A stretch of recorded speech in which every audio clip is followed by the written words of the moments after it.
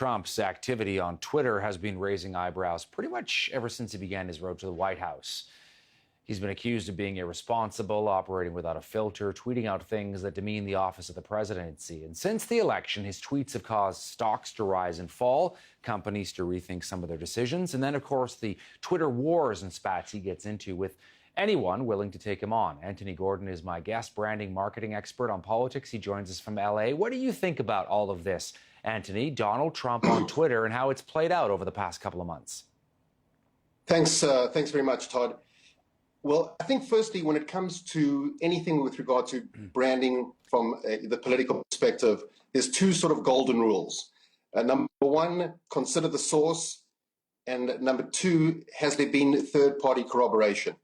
So I think the first thing with respect to consider the source, while BuzzFeed, who broke the story, has a tremendous following, specifically amongst Millennium, I think it's pretty well known in the media that they have more of a sort of a left-wing leaning and are more sympathetic to Senator Clinton.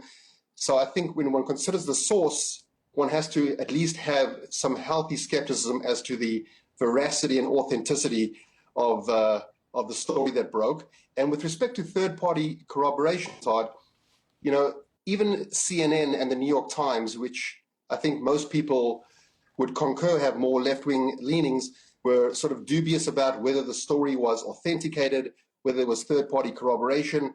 So I think we should just question before even discussing the way it's played out, whether we should take the news story that broke as authentic and as verified. Right. A lot of people, critics particularly, have said that he has used this whole campaign as basically a marketing tool, a way to brand the Trump name. Yeah. I'm curious, politics aside, what you make of the way he has cultivated social media in a way that no other presidential candidate has done, and certainly no other president-elect has done. That's an excellent point, Todd. I think the brilliance of what Donald Trump has done is he's absolutely neutralized the media.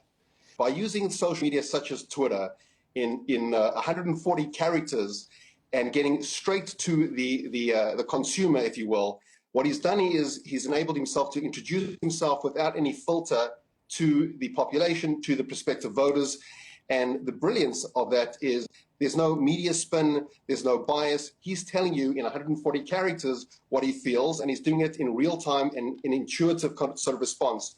So I think that he's shifted the paradigm, going forward in terms of all political type of media, and by sort of, in a way, making the media play a peripheral role, I think that's a genius move on his part. And has enabled him to sort of get to know the people directly, as I said, without a filter. And, of course, it does open him up to criticism that he's dumbing down the political discourse, that he's using, Twitter, 140 characters to dictate policy and send out these fiats by tweet. Do you think that there is an argument to be made here about the responsibility factor? There is, Todd. I think there is an argument to be made that responding in a knee-jerk reaction, often is a visceral response as opposed to perhaps something that one has time to sort of intellectualize, defer, think things through. My sense is, and sort of speaking to people in the know, is from January the 20th onwards, we're probably going to see a much more deliberate approach, specifically using the social media from current president-elect, to your point, to make sure that things are done in a more responsible and deliberate way. But up to this point, as a sort of running a campaign, people ultimately, most of the research shows, vote based on emotions. It's a very visceral thing.